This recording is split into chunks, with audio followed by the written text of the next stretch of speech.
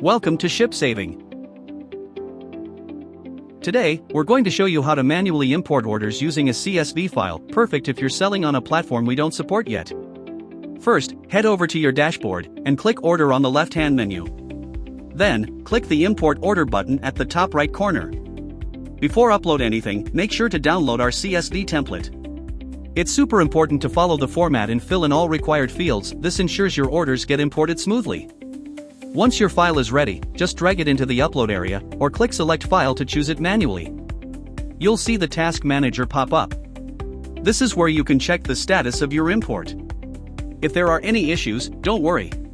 We'll show you exactly what went wrong, just fix those errors in the file and re-upload. When everything goes through successfully, your orders will show up under the Awaiting tab in your order list. And that's it. Now you know how to import orders manually with CSV. Go ahead, start shipping with ShipSaving today.